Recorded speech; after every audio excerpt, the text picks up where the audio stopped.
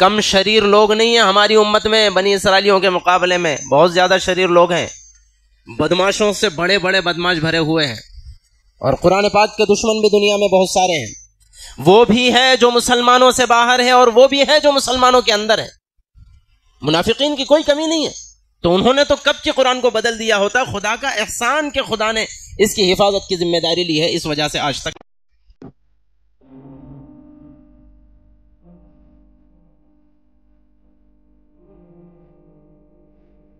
الف لام میم را تلک آیات الکتاب والذی انزل علیک من ربک الحق ولکن اکثر الناس لا یؤمنون۔ صدق اللہ العلی العظیم۔ محترم دوستو اور بھائیو، جن آیات کی تفسیر کا مختصر خلاصہ آج ہمیں سمجھنا ہے، ان میں سب سے پہلے اللہ تبارک و تعالی جل شانہ نے دنیا میں بہت ساری چیزوں کو اپنی نشانی کے طور پر پیش فرمایا کہ دنیا میں بہت ساری چیزیں ہیں وہ اللہ تبارک و تعالیٰ کی نشانی ہیں، اگر عقل مند انسان ان میں غور و فکر کر لے تو ان کے ذریعے سے اللہ تعالیٰ تک پہنچ سکتا ہے۔ اس فہرست میں اللہ تعالیٰ نے سب سے پہلے آسمان کو رکھا۔ آسمان کو دیکھا جائے کہ باری تعالیٰ نے بغیر ستونوں کے، بغیر پلیر کے اس کو کس طرح سے کھڑا کیا ہے۔ پھر اللہ تعالیٰ زمین کا تذکرہ فرماتے ہیں کہ باری تعالیٰ نے زمین کس انداز میں بچھائی ہے اور اس میں کیسے مختلف قسم کے خزانے بھرے ہوئے۔ پھر اللہ تعالیٰ نے پہاڑوں کا تذکرہ فرمایا کہ اللہ تعالیٰ نے پہاڑوں کو زمین میں کیل کے طور پر، میخ کے طور پر ٹھوک دیا ہے کہ ان کے ہوتے ہوئے زمین حرکت نہ کر سکے، جنبش نہ کر سکے۔ ان چیزوں کو اللہ تعالیٰ نے اپنی نشانی قرار دیا، اور آگے باری تعالیٰ فرماتے ہیں کہ عقل مند انسان ان میں غور و فکر کرے گا، نتیجتاً وہ مجھ تک پہنچے گا، یعنی میری معرفت حاصل کرے گا۔ آگے اللہ تبارک و تعالیٰ نے کائنات کی ہر شے اور ہر چیز کے بارے میں فرمایا کہ کائنات کی ہر چیز اللہ تبارک و تعالیٰ کی تسبیح بیان کر رہی ہے۔ اب کس انداز میں تسبیح بیان کرتی ہے، وہ کیا پڑھتی ہے، ان کی تسبیح کون سنتے ہیں، یہ تفصیل تو نہیں ہے۔ بہرحال دنیا کی کوئی چیز ایسی نہیں ہے جو تسبیح بیان نہ کرتی ہو، ہر چیز اللہ تعالیٰ کی تسبیح بیان کر رہی ہے۔ آگے اللہ تبارک و تعالیٰ جل شانہ نے دنیا کے تمام لوگوں کے لیے، تمام قوموں کے لیے ایک اہم اصول بیان فرمایا۔ کوئی بھی قوم، کوئی بھی برادری، کوئی بھی تنظیم اگر اپنے احوال کو بدلنا چاہتی ہے، اپنے اندر اگر انقلاب لانا چاہتی ہے تو پہل خود اسے کرنی پڑے گی۔ جب تک جو قوم خود سے پہل نہیں کرے گی اور خود سے قدم آگے نہیں بڑھائے گی، اس وقت تک اللہ تبارک و تعالیٰ زبردستی کسی کو ترقی نہیں دیتا۔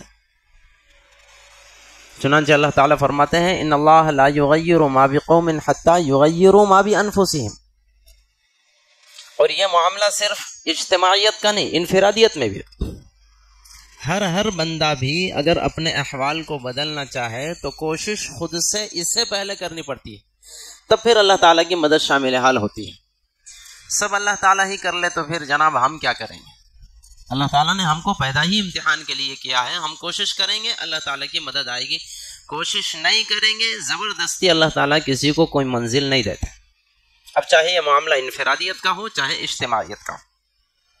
یہ بات ایسی ہی ہے جیسے کسی شاعر نے بہت خوب کہا ہے کہ خدا نے آج تک اس قوم کی حالت نہیں بدلی کہ نہ ہو جس قوم کو خود اپنی حالت کے بدلنے کا خیال۔ آپ خود اگر اپنی حالت بدلنا نہیں چاہیں گے تو اللہ تعالیٰ زبردستی آپ کی حالت کو بدلنے والا نہیں ہے۔ چنانچہ ایک اور مثال اس کی لے لو تو ایک نوجوان نے کسی بزرگ سے، کتابوں میں لکھا ہوا ہے، کسی بزرگ سے سوال کیا کہ حضرت اللہ تبارک و تعالیٰ نے ہم لوگوں کو اختیار کتنا دیا، ہم کتنا کچھ کیا کچھ دنیا میں کر سکتے ہیں۔ اتفاق سے وہ نوجوان ٹھہر کے تھا، بزرگ نے کہا کہ بیٹے آپ ٹھہر کے ہیں، اپنا ایک پیر اوپر اٹھا لو۔ اس نے اپنا ایک پیر اوپر اٹھا لیا، انہوں نے کہا کہ اب دوسرا اٹھا لو۔ کہنے لگا حضرت دوسرا کیسے اٹھا سکتا ہوں، اب تو گر جاؤں گا۔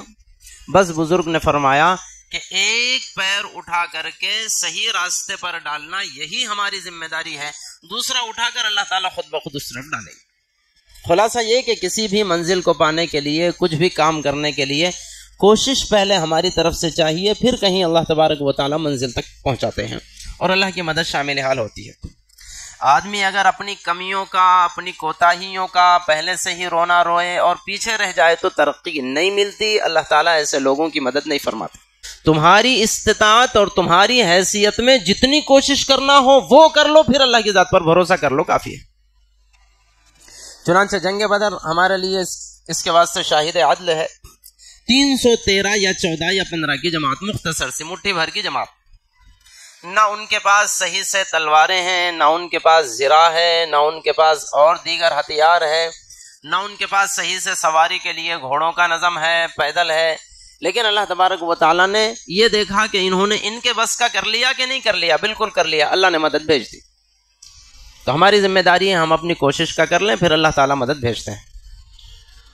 آگے اللہ تبارک و تعالیٰ نے ایک خوبصورت بات یہ ارشاد فرمائی ہے، بڑی مشہور بات ہے، ہم سب جانتے ہیں کہ انسانوں کے دلوں کا اطمینان اللہ تبارک و تعالیٰ کی یاد میں ہے۔ دلوں میں جو اطمینان آئے گا، انسان کی زندگی میں سکون چین آئے گا، وہ اللہ تعالیٰ کی یاد سے ہے۔ اور اللہ تعالیٰ کی یاد کا کیا مطلب ہے؟ عام طور پر ہمارے ذہنوں میں جو ہے اللہ کا ذکر، اللہ کی یاد کا مطلب ہے تسبیح پڑھنا، اللہ اللہ اللہ لا الہ الا اللہ محمد الرسول اللہ۔ یہ تو ذکر ہے، یہ ذکر ہے، اس کا انکار نہیں ہے، لیکن سن لیجئے یہ ذکر چھوٹا ذکر ہے۔ بڑا ذکر اس کو کہتے ہیں کہ ہر وقت ہمارے دل میں اللہ تبارک و تعالیٰ کی ذات کا استحضار رہے کہ میرا رب مجھے دیکھ رہا ہے، اور دنیا کا، زندگی کا کوئی بھی کام کروں صبح اٹھنے کے بعد سے شام سونے تک تو یہ استحضار رہے کہ میرا رب مجھے دیکھ رہا ہے۔ وہی کرنا ہے جو خدا کو پسند ہے، اور وہ ہرگز نہیں کرنا ہے جو خدا کو ناپسند ہے۔ یہ ہے اصل خدا کی یاد کا مطلب۔ اللہ تبارک و تعالیٰ کی یاد سے دلوں میں اطمینان ہے کا مطلب یہ ہے۔ اللہ ہمیں توفیق نصیب فرمائے۔ آگے اللہ تبارک و تعالیٰ نے ہمیں ایک اصول دیا ہے۔ اللہ تعالیٰ نے جو نعمتیں ہمیں نصیب فرمائی ہیں، ان نعمتوں کی اگر ہم قدر دانی کریں گے تو اللہ تعالیٰ فرماتے ہیں لَأَزِيدَنَّكُمْ، ان نعمتوں میں ہم اضافہ کریں۔ سبحان اللہ، گر اللہ نے دیا ہے، جتنی نعمتیں اللہ نے ہمیں دی ہے، ہم چاہتے ہیں کہ مزید کچھ اور نعمت ہمیں ملے، اور ہر بندے کی خواہش ہوتی ہے وہ نعمت بھی ملنی چاہیے، یہ نعمت بھی ملنی چاہیے۔ تو اللہ تعالیٰ نے مزید نعمتوں کو حاصل کرنے کا طریقہ بتایا، لَإِن شَكَرْتُمْ لَأَزِيدَنَّكُمْ، موجودہ نعمتوں میں شکر گزاری کرو، اس کے بدل میں نئی نعمتیں مزید تم کو دی جائے۔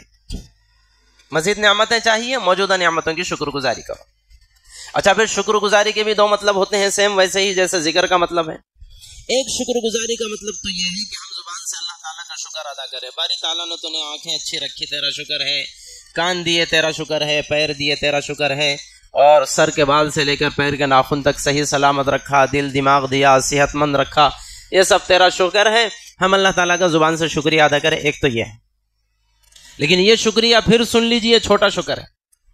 بڑا شکر یہ ہے کہ ہمارے پیر سے کوئی ایسا کام نہ ہونے پائے جو خدا کو ناپسند ہے، اور وہ کام ضرور ہو جائے جو خدا کا پسندیدہ ہے۔ یہ ہمارے اپنے پیروں کا اصل شکر ہے۔ بالکل ایسے ہی ہاتھ سے کوئی کام نہ ہونے پائے جو خدا کو ناپسند ہے، آنکھ سے کوئی کام نہ ہو جو خدا کو ناپسند ہے۔ ہمارے پورے اعضاء و جوارح سے مزید جتنی نعمتیں اللہ نے ہمیں دی ہیں، ان ساری نعمتوں سے کوئی ایسا کام نہ ہو جو خدا کو ناپسند ہے۔ یہ اللہ تبارک و تعالیٰ کی نعمتوں کا اصل شکر ہے۔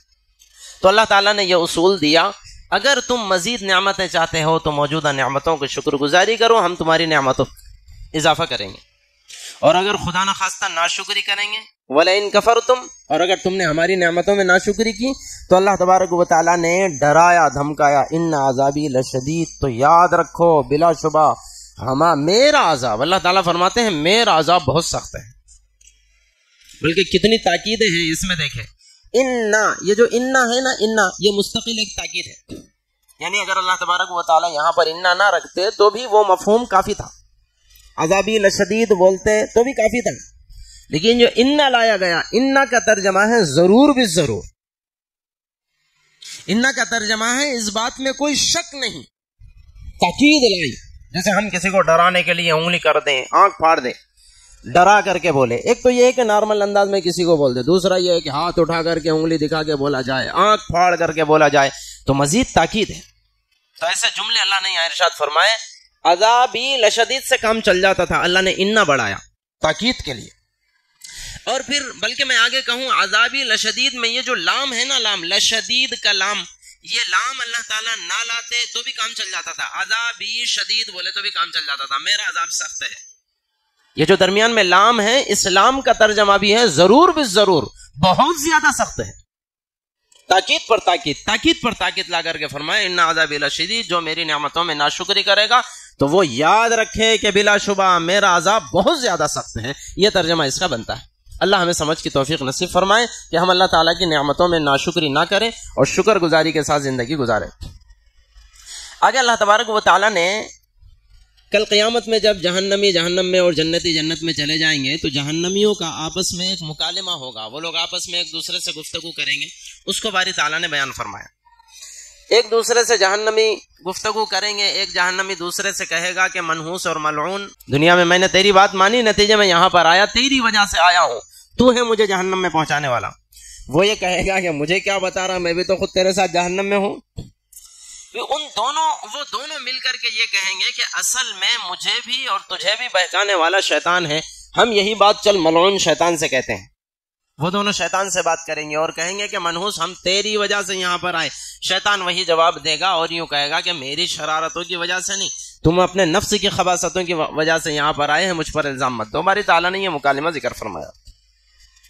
آگے اللہ تبارک و تعالیٰ نے ایمان اور کفر کی ایک ایک مثال بیان فرمائی۔ اللہ تعالیٰ فرماتے ہیں ایمان کی مثال کھجور کے درخت کی سی ہے۔ کھجور کا درخت کیوں فرمایا؟ نمبر ایک تو کھجور کی جڑیں زمین میں بہت زیادہ نیچے تک ہوتی ہے۔ ہم سب جانتے ہیں، ظاہر سی بات ہے، جو درخت جتنا زیادہ مضبوط ہوتا ہے، جتنا بڑا ہوتا ہے، اس اندر جڑیں بھی اتنی زیادہ مضبوط ہوتی ہیں۔ اور کھجور کا درخت چونکہ بہت اوپر تک جاتا ہے تو پھر اس کی جڑیں بھی ایسے ہی زمین میں بہت نیچے تک جاتی ہے، یعنی مضبوط ہوتی ہے، پختہ ہوتی ہے۔ ایمان کو اللہ تعالیٰ فرماتے ہیں مضبوط ہے اس کی جڑ، اس کو کوئی آسانی سے اکھیڑ نہیں سکتا۔ اور پھر فرماتے ہیں کہ جتنی نیچے جڑ زمین میں مضبوط ہوتی ہے اتنا ہی اوپر آسمانوں کو چھونے والا ہوتا ہے، یہ بھی اس سے بڑائی ظاہر ہوتی ہے اس کی۔ اور پھر وہ ہمیشہ پھل دیتا رہتا ہے، اس پھل کے ذریعے سے لوگ نفع اٹھاتے ہیں۔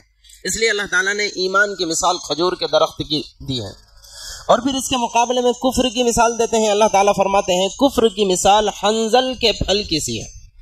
حنظل بھی اس کو کہا جاتا ہے، ایسے ہی اندرائن بھی کتابوں میں نام لکھا ہوا ہے۔ اب ہمارے علاقے میں چونکہ ہے نہیں اس لیے میں بھی نہیں جانتا ہوں، آپ میں سے پتہ نہیں کون جانتے کون نہیں جانتے، لیکن خلاصہ اس کا یہ ہے کہ وہ درخت نمبر ایک بہت چھوٹا ہوتا ہے، اس کی جڑیں بھی زمین میں زیادہ نہیں جاتی اور وہ اوپر بھی زیادہ بڑا نہیں ہوتا، اور اس کا پھل بھی بہت زیادہ کڑوا ہوتا ہے، کوئی اسے کھانا بھی پسند نہیں کرتا۔ تو اللہ تعالیٰ فرماتے ہیں کفر کی مثال ایسی ہوتی ہے، وہ نہ ظاہری اعتبار سے بڑا ہوتا ہے، نہ زمین میں مضبوط ہوتا ہے، نہ وہ دنیا والوں کو فائدہ دینے والا ہوتا ہے، خود کا خرابہ کرتا ہے، دوسروں کا بھی خرابہ کرتا ہے۔ یہ ہے کفر کی مثال۔ آگے اللہ تبارک و تعالیٰ نے قرآن پاک کی حفاظت کی ذمہ داری لی ہے، بات بڑی مشہور ہے، ہم سب جانتے ہیں۔ اللہ تعالیٰ فرماتے ہیں اِنَّا نَحْنُ نَزَّلْنَا الذِّكْرَ وَإِنَّا لَهُ لَحَافِظُونَ۔ قرآن پاک کو، اس ذکر کو، اللہ کے کلام کو خود ہم نے نازل کیا، اس کی حفاظت کی ذمہ دار بھی ہم ہیں۔ یہی وجہ ہے، ہم سب جانتے ہیں توریت اللہ نے نازل فرمائی لیکن آج محفوظ نہیں ہے، اس میں تبدیلیاں ہو گئی، انجیل میں تبدیلیاں ہو گئی، زبور میں تبدیلیاں ہو گئی، اور آسمانی کتابیں یہ صرف 3 نہیں آئی بلکہ ہزاروں کی تعداد میں چھوٹے چھوٹے صحیفے اللہ تعالیٰ نے نازل فرمائے۔ مشہور بڑی بڑی تو یہ 4 کتابیں آئیں، قرآن پاک کے ساتھ یہ 3، توریت، انجیل، زبور اور قرآن پاک، لیکن اس کے علاوہ بھی چھوٹے چھوٹے صحیفے بہت سارے آئے، لیکن آج دنیا میں صحیح سالم انداز میں کوئی صحیفہ اور کوئی کتاب موجود نہیں ہے۔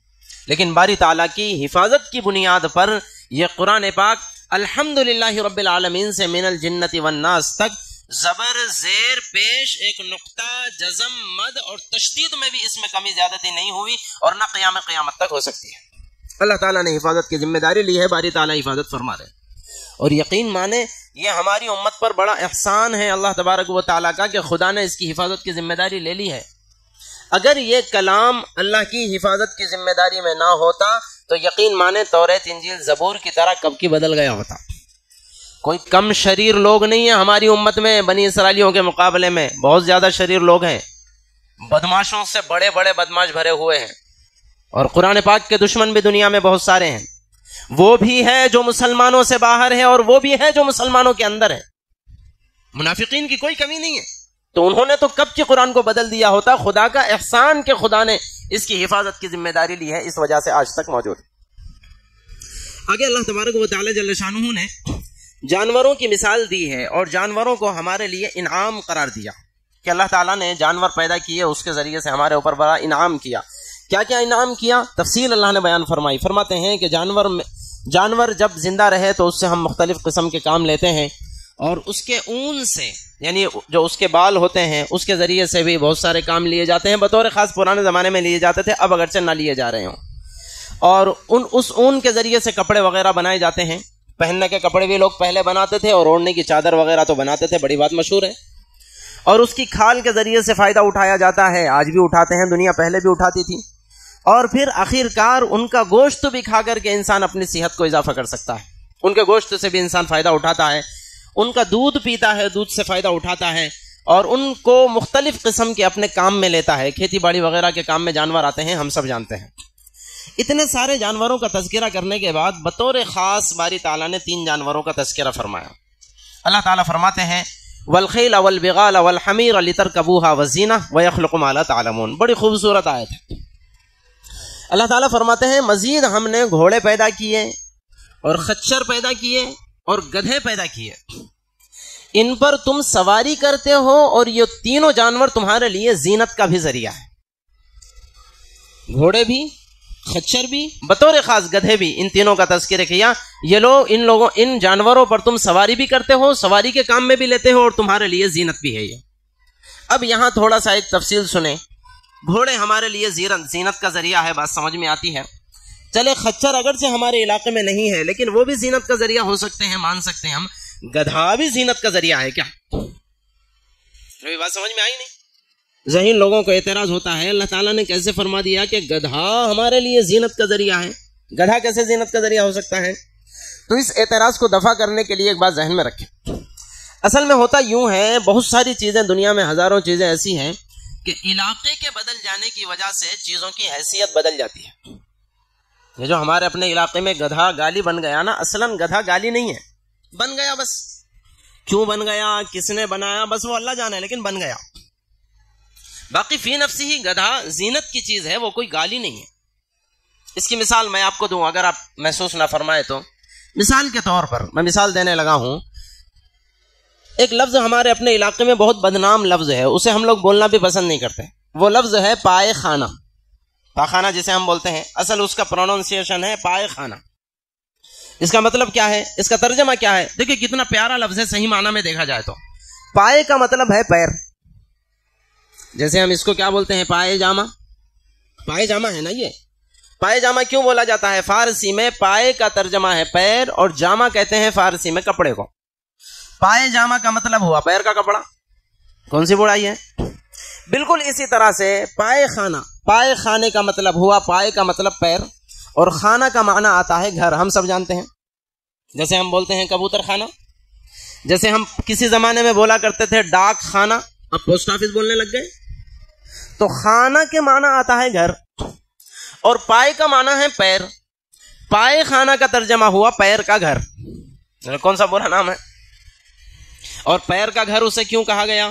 اس وجہ سے کہ بیت الخلاء کے اندر آدمی کا صرف پیر اس زمین پر لگتا ہے. پیر کے علاوہ آدمی وہاں بیٹھتا نہیں، آدمی وہاں ٹیک نہیں لگاتا، آدمی وہاں لیٹتا نہیں، بقیہ جسم سے اس کا کوئی تعلق نہیں رکھتا. اس زمین پر صرف پیر لگتا ہے، تو اس مناسبت سے کہہ دیا گیا بھائی یہ پیر کا گھر ہے. کون سا برا لفظ ہے؟ لیکن ہمارے معاشرے میں پائے خانہ برا لفظ بن گیا. یہ بن گیا نا. بالکل ایسے ہی گدھے کا مسئلہ ہے. ہمارے معاشرے میں، ہمارے علاقے میں گدھا گالی بن گیا، فی نفسی ہی گالی نہیں ہے. وہاں جو اس سے کام لیے جاتے تھے، جیسے گھوڑے کی حیثیت، وہی حیثیت وہاں گدھے کی بھی تھی. جیسے ہر شریف آدمی، باعزت آدمی گھوڑے پر بھی بے تکلف سفر کیا کرتا تھا، ویسے ہی ہر شریف آدمی، باعزت آدمی گدھے پر بھی بے تکلف سفر کیا کرتا تھا. تو وہاں کے ماحول کے حساب سے گدھا بھی عزت ہی کی چیز ہے، ذلت کی چیز نہیں ہے. ہمارے علاقے میں گالی بن گیا، الگ چیز ہے. بات سمجھ میں آ گئی؟ تو اللہ تبارک و تعالیٰ نے ان چیزوں کو ہمارے لیے، ان تینوں چیزوں کو زینت کا ذریعہ بھی بتایا، اور فرمایا کہ ان پر تم سواری بھی کرتے ہو. اگلا جملہ بڑا خاص ہے. اللہ تعالیٰ فرماتے ہیں کہ سواری کے لیے ہم نے یہ 3 جانور پیدا کیے. اس کے بعد فرماتے ہیں وَيَخْلُقُ مَا لَا تَعْلَمُونَ، مزید ہم پیدا کرنے والے ہیں ایسی سواریوں کو جن کو تم ابھی نہیں جانتے. وَيَخْلُقُ، اور ہم پیدا کرنے والے ہیں مزید سواریوں کو. کون سی سواریوں کو؟ یہ ہماری ٹو ویلر کو، یہ ہماری کار کو، یہ ہماری بس کو، یہ ہماری لاری کو، یہ ہماری ٹرین کو، یہ ہمارے پلین کو. ان ساری چیزوں کا تذکرہ اس میں موجود ہے. اللہ تعالیٰ فرماتے ہیں سواری کے لیے فی الحال تو ہم نے تمہارے لیے 3 چیزوں کا تذکرہ کیا، گھوڑے کا، خچر کا، گدھے کا. اگرچہ اور بھی جانور ہیں لیکن سواری کے لیے مزید ایسی چیزیں قیامت تک پیدا ہوتے رہے گی جن کو تم ابھی نہیں جانتے. جب موقع آئے گا ہم ویسی چیزیں پیدا کرتے رہیں گے. چنانچہ ساری چیزیں پیدا ہو رہی ہے. آگے اللہ تبارک و تعالیٰ جل شانہ نے مزید ایک انعام کا تذکرہ فرمایا. اللہ تعالیٰ فرماتے ہیں جانوروں میں مزید ایک انعام تمہارے لیے یہ ہے کہ اللہ تعالیٰ اپنی قدرت سے اس کے گوبر اور خون کے درمیان سے تمہارے لیے صحت بخش دودھ نکالتے ہیں. یہ بھی اللہ تبارک و تعالیٰ کی بہت بڑی نعمت. دعا فرمائیے جتنی باتیں ہمارے درمیان آئی ہے اس میں جتنی بھی نصیحت کی باتیں ہوں ان سب پر اللہ تعالیٰ ہم سب کو توفیق عمل نصیب فرمائے. آمین. وآخر دعوانا ان الحمد للہ رب العالمین.